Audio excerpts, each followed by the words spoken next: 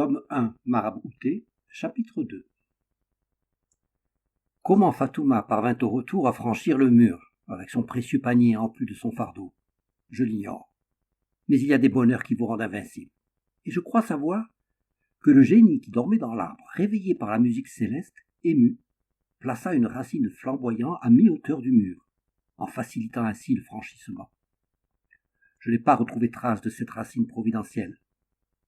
Mais n'est-ce pas là, après tout, la preuve d'une intervention divine? Et puis Fatouma me l'a affirmé, alors peut-on mettre en doute les propos d'une femme? L'arrivée de Fatouma sur la place du marché de Kangoulou restera une page mémorable de l'histoire de ce gros village, ou plutôt de cette petite ville, pour ne pas déplaire à M. Amadou Diembe. Les griots, aujourd'hui encore, en racontent les péripéties avec étonnement et ravissement, n'hésitant pas à l'embellir parfois de quelques épisodes directement issus de leur imagination. Jamais de mémoire de charognards, lesquels vivent très très vieux à Kangoulou, on ne vit une telle effervescence autour d'un état. Chacun voulut toucher le bébé, cela porte bonheur. Chacun prodiguait son conseil pour le nourrir, pour l'habiller. L'une le trouvait pâle et proposait sa poudre miraculeuse. L'autre lui prédisait un grand avenir. N'avait-il pas les pieds un peu grands pour son âge? La coiffeuse, à la poitrine imposante, proposait ses services pour l'allaiter. La vieille couturière prenait ses mesures pour un petit pagne, ou un petit pantalon si on lui donnait un bout de tissu suffisamment grand. Chacun voulait le prendre dans ses bras, tous voulaient l'embrasser. Si l'enfant survécut au miasme de ses veillées mouillées, il le dut certainement à une robuste constitution qui augurait un bel avenir sur le plan de la santé. L'apparition, pour une fois opportune, de Zamboura le gendarme permit certainement de sauver l'enfant de l'étouffement. Les mouvements tournoyants de son bâton calmèrent la foule surexcitée et permirent d'imposer un espace de survie de 2 mètres entre elle et Fatouma, qui hurlait toute une encyclopédie de jurons et distribuait coups de pieds et coups de poing à tout va. Zamboura lui-même en prit un par inadvertance. Il emporta fièrement la trace quelques jours, comme preuve de l'âpreté des combats qu'il eut menés pour sauver la maman et son petit.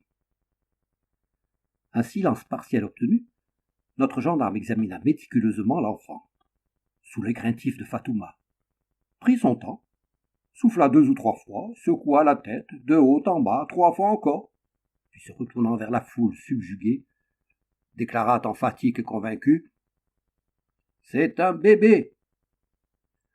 Devant tant de science et une telle perspicacité, un silence subit immobilisa d'abord la foule médusée, suivi d'un immense et tonitruant fou rire dont la place du marché éberluée, métamorphosée séance tenante en piste de cirque, se souvient encore.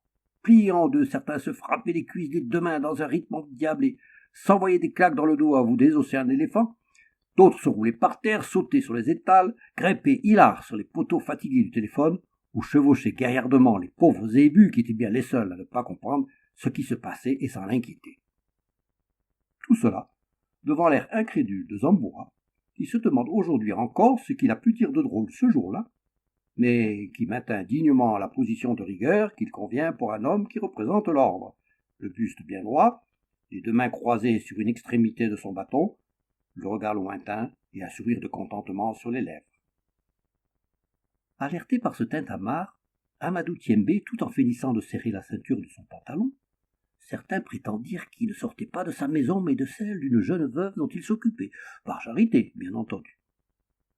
Amadou Diembe donc se fraya un passage jusqu'à Fatouma, se demandant quelle nouvelle épidémie s'était déclarée dans sa ville, envisageant déjà un plan de secours. Et comment pourrait-il se mettre à l'abri? Faudrait-il prévenir la préfecture? Mais comment? Le téléphone ne marchait plus. Et il avait dépensé le budget octroyé pour la réparation à offrir une bague. Dès qu'il aperçut Fatouma et son enfant dans les bras, il fut immédiatement rassuré. Il secoua ses épaules, redressa le buste comme il sied un représentant de l'administration, et réclamant le silence d'un geste de son bras droit, se fit expliquer la situation. Conscient de son importance, Amadou Diembe fit mine de réfléchir longuement, se gratta le menton, soupira, parla un instant à voix basse avec Fatouma, se gratta à nouveau le menton, ôta ses lunettes pour les rechausser immédiatement, déboutonna sa veste pour la reboutonner, demanda un verre d'eau et un tabouret, que l'on s'empressa de lui apporter, s'assit, invita Zamboura à faire le silence total, et enfin prit la parole. Mes chers administrés, mes chers administrés. C'était la première fois qu'Amadou Diembe tenait un discours devant un public aussi nombreux. Il lui fallait donc soigner ses propos et choisir ses mots. Mes chers administrés, c'était bien. Il avait souvent entendu le préfet commencer ainsi. Cela impressionnait l'auditoire. Comment continuer? Amadou Diembe ne trouvait pas ses mots. La sueur faisait luire son visage qu'il essuyait maladroitement d'un mouchoir d'un blanc incertain. Le métier de maire est parfois bien difficile, ce n'était plus de son âge. Il lui faudrait songer à prendre sa retraite bientôt. Puis au diable les apparences, Amadou Diembe se lança. Bon, présentement, je vois là un bébé de sexe masculin qui semble avoir été trouvé par notre chère et respectée Fatouma, abandonné à l'entrée de notre village, de notre bonne ville de Kangoulou. Compte tenu du fait que notre chère et respectée Fatouma s'engage à lui apporter les soins nécessaires, à lui trouver une nourrice dans son village pour l'allaiter, si personne ici présent ne se reconnaît comme père ou mère, je décide de confier cet enfant à notre chère et respectée Fatouma. Et si dans un délai d'1 année, personne n'est venu le réclamer en prouvant de manière irréfutable son bon droit, cet enfant sera inscrit au registre de la mairie sous le nom de Marabouté, fils de Fatouma de Kandou. Un tonnerre d'applaudissements suivit ce discours, si bien que les idées de retraite d'Amadou Diembe disparurent sur le champ, et qu'il se releva, somme toute, assez content de lui, en se demandant si finalement il n'avait pas les capacités pour postuler pour la seconde fois à des fonctions plus importantes au niveau régional. Le retour sur Kandou fut une fête magique qui restera longtemps dans les mémoires de tous ceux et celles qui y participèrent. Je connais un griot, Mamadou Ousseman Ouedraogo, qui la chante merveilleusement. Et si vos parents partent un jour à sa rencontre, surtout n'hésitez pas à lui demander de vous la fredonner. Il en sera touché comme ce fut le cas à chacune de nos rencontres. Fatouma marchait au milieu de la piste, du pas alerte de sa jeunesse retrouvée, fière comme l'antilope, le visage repeint de bonheur, le souffle accéléré de l'émotion trop forte lui faisant tressaillir la poitrine. Ses amis qui s'étaient disputés le droit de porter sa calebasse dansaient autour d'elle, chantaient, sautillaient, s'embrassaient, balayaient à l'aide d'une gerbe de plantes séchées le sol devant ses pieds, se passant ce balai improvisé comme un ballon de jeu avant de s'échapper en courant avec un grand éclat de rire. Les rochers eux-mêmes tentèrent de se refaire une beauté en laissant surgir entre leurs fissures de petites fleurs minuscules. Le marigot se souvint d'une berceuse de son enfance. Les arbres colportèrent la nouvelle jusqu'aux limites du pays. Le vent accompagna Fatouma et le bébé d'une douce et rafraîchissante caresse, tandis que le soleil lui-même fit de gros efforts pour diminuer l'ardeur de ses rayons, acceptant sans rechigner pour l'occasion que de fins nuages viennent curieux lui cacher la vue de la troupe en chemin. Les hommes du village, prévenus par Zoroastre, avaient tous fait un brin de toilette. Ils avaient revêtu leurs habits les plus propres, s'étaient redonné plusieurs fois un coup de peigne, chacun demandant à l'autre s'il était bien comme le père qui accueille son enfant, si la chemise n'était pas trop froissée, si la réparation rapide de la sandale ne se voyait pas trop.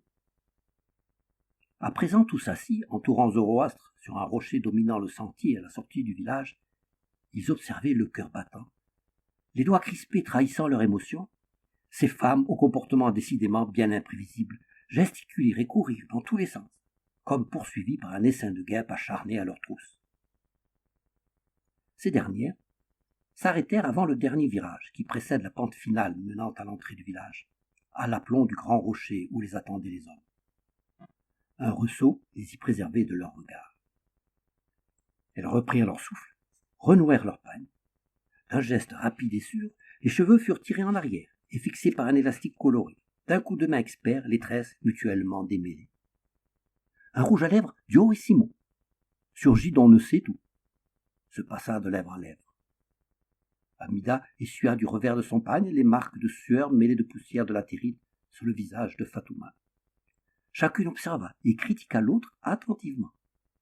Et ce ne fut que lorsqu'il n'y eut plus rien à dire qu'en file indienne, encadrant Fatouma, les femmes pénétrèrent dans le village en un cortège silencieux, entouré de 2 d'hommes ébahis et admiratifs, tandis que le tam-tam qui invitait à la cérémonie d'accueil, sur un signe discret de Zoroastre, faisait résonner ses premiers rythmes. Un observateur villageois attentif aurait remarqué l'unique absence, celle de Barca, en vérité consignée dans sa case. mais nous en parlerons plus haut. Marabouté fut présenté à Zoroastre, qui invita Fatouma à s'approcher. 2 poulets furent égorgés.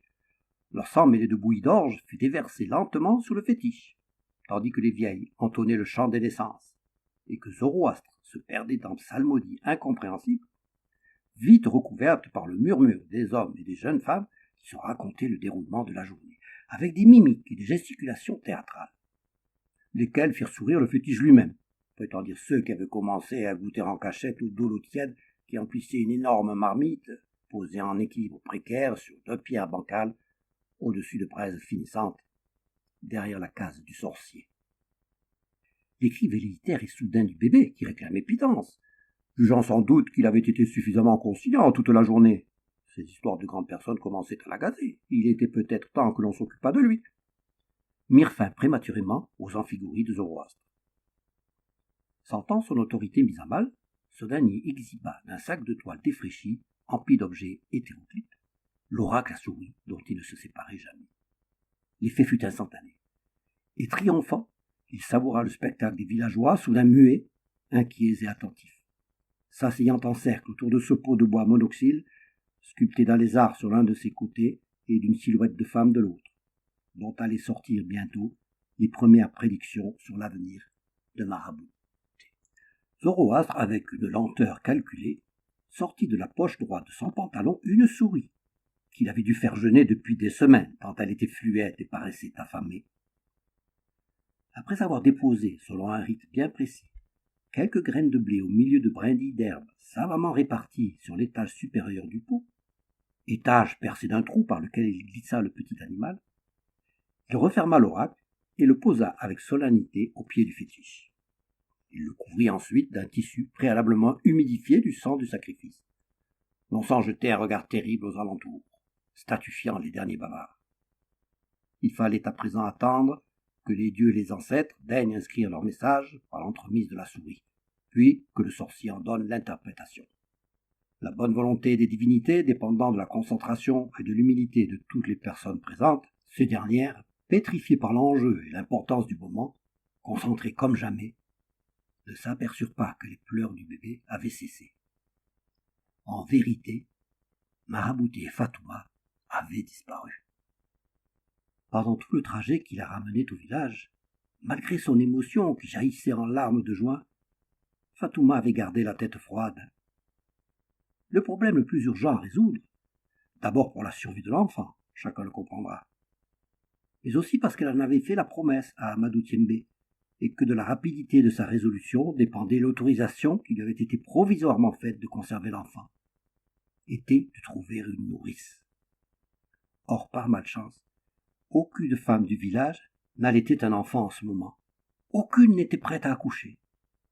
Et c'était là un domaine où les hommes étaient bien inutiles. Sauf Barca la maudite. Mais non, c'était pas possible. Et pourtant, il n'y avait pas d'autre solution. Fatouma sentit que la partie serait difficile à jouer. Il commença à élaborer un plan pour parvenir à ses fins. Barca était une jeune femme recueillie par le village. À la mort de ses parents, elle avait dû quitter le sien, aux abords du désert, lors d'une famine qui décima toute la région. Amaigrie, affamée, elle fut accueillie, nourrie par les habitants de Kandou, qui lui offrirent même une petite case et un bout de champ à l'extrémité du village, non loin de la maison de Fatouma. Elle était belle, et une rumeur malsaine courut sur ses moyens de subsistance, d'autant plus qu'on ne la voyait pas souvent travailler sa terre. Faisant fi de tous les ragots du village, Fatouma avait noué des relations amicales avec sa nouvelle voisine. Plus d'une fois, elles s'étaient mutuellement rendues service pour labourer, pour porter du bois, pour recoudre un pagne déchiré, pour soigner une blessure ou préparer la nourriture quand l'une ou l'autre était malade. Fatouma avait à ces diverses occasions découvert la gentillesse et le dévouement de Barca. Mais le jour où naquit la petite Manon, de père inconnu, elle refusa toujours de donner le nom de père, probablement un homme marié, même Fatouma ne réussit jamais à le lui faire dire. Le conseil des sages se réunit et décida sans autre forme de procès de la bannir. On lui donna jusqu'à la nouvelle lune pour faire ses paquets et disparaître, avec interdiction d'ici là de participer à la vie du village. Personne n'était autorisé à lui rendre visite. Fatouma n'avait pas apprécié que Barka n'ait pas été entendu, qu'elle n'ait pu se défendre, sinon se disculper. Elle s'en était vertement expliquée avec le chef du village, Ousmane Traoré, pourtant un homme sage et posé. « Un bébé, ça ne se fabrique pas tout seul, hurlait-elle. Pourquoi tu ne cherches pas le salaud qui l'a engrossé et qui se tait? C'est peut-être toi, non? Vous êtes tous les mêmes, plus forts avec vos queues qu'avec vos têtes. » Bien qu'Ousmane Traoré aimât et respectât beaucoup Fatouma, devant l'outrance du ton utilisé à son égard, il la congédia d'un ton sec. La tradition était ainsi. Barka devait partir. Elle était maudite. Et d'ailleurs, n'était-ce pas depuis sa présence au village que les pluies avaient diminué et que les récoltes ne nourrissaient plus le village toute l'année?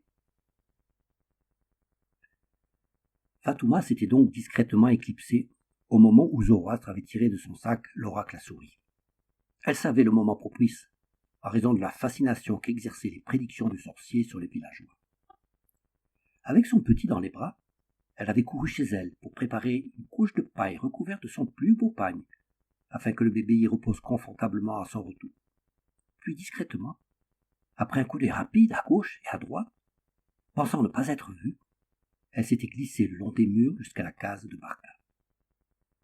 D'un souffle, elle lui avait demandé la permission d'entrer.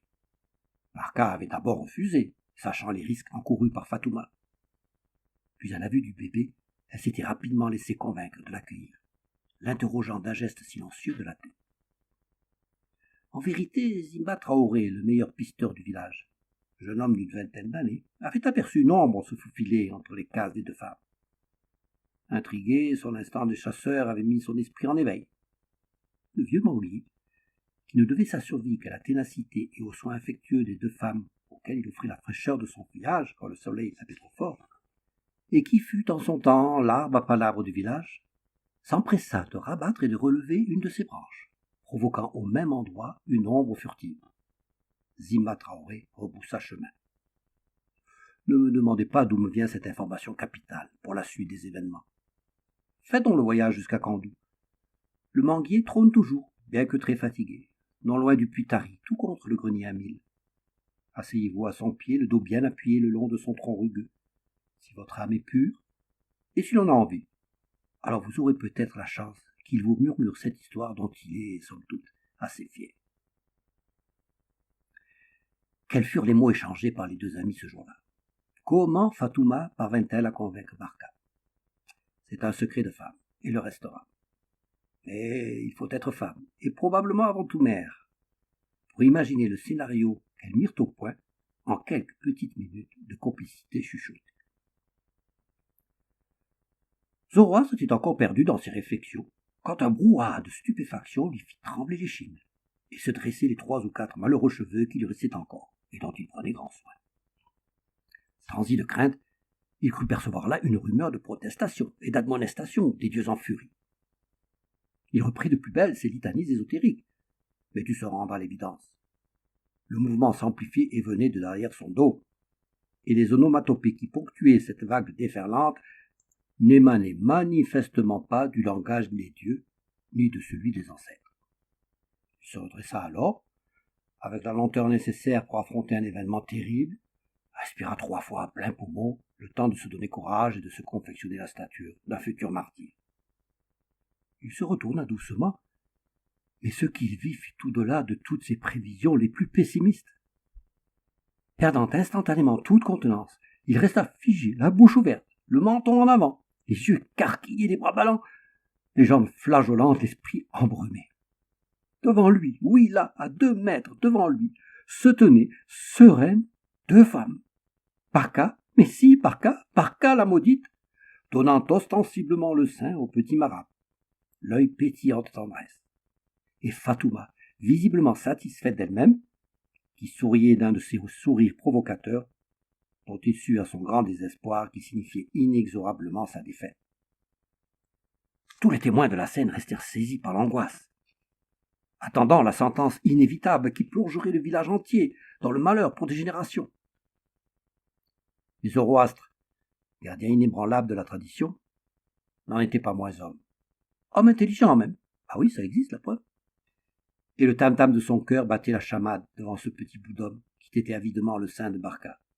à la vue duquel il se troubla quelque peu, bien qu'intérieurement il s'en défendit. Il comprit que Fatouma avait trouvé la seule solution possible. Lui qui n'avait jamais été papa tenait plus que tout autre à garder au village ce petit garçon, dont il avait déjà proposé de faire son disciple. Avec une hypocrisie grandiose, il prit alors la parole. Les ancêtres m'ont parlé. Ils ont conseillé la clémence envers la jeune Barca. Elle pourra retrouver toute sa place au sein du village, mais à condition qu'elle promette de ne plus mettre au monde d'enfants sans père et qu'elle nourrisse de son lait Marab jusqu'à son sevrage. Ainsi en ont décidé les sages. Puis s'adressant directement à Barca, « Acceptes-tu ces conditions, Barca ?» Celle-ci, en larmes, balbutia un oui, à peine audible, mais tellement chargé d'amour que Zoroastre n'hésita plus. « Alors tu es à nouveau des nôtres. » Même le vieux Géco, le griot du village, ne me l'a-t-il pas certifié. Grand dormeur et totalement sourd, qui paraissait au fond de la case du chef, fut réveillé par les aboutissements unanimes et les hurlements de joie démesurés qui suivirent cette décision. Fatouma, ravie, savoura sa victoire, et si elle ne fut pas dupe des propos du guérisseur, elle se garda bien de la moindre remarque. Zoroastre, conscient d'avoir partiellement rétabli la situation en sa faveur aux yeux des villageois, dut néanmoins patienter un long moment avant que le calme ne revienne tant bien que mal, et fortement élever la voix pour récupérer l'attention de tous. Voyons à présent ce que réserve l'avenir à notre petit hôte. Il se retourna vers l'oracle à souris, dont délicatement il souleva le couvercle. J'ai eu l'immense privilège et l'honneur de connaître Zoroastre, qui me révéla les secrets de l'interprétation du mouvement des brindilles d'herbe, occasionné par la souris venue dévorer les graines à l'étage supérieur de l'oracle. Malheureusement, il me fit jurer de n'en jamais révéler la moindre parcelle. J'ai juré. Je n'en dirai donc rien.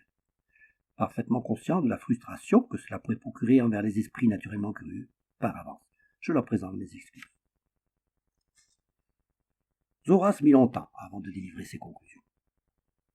Avec beaucoup de minutie, à l'aide d'un bâton de bambou acéré, il reproduisit très fidèlement le dessin des brindilles sur le sol poussiéreux, mesura, modifia son schéma jusqu'à en être totalement satisfait. Puis il plaça de façon très précise, manifestement réfléchie, une dizaine de cauris aux extrémités extérieures du dessin obtenu. Le silence était total. Le vent retenait sa respiration.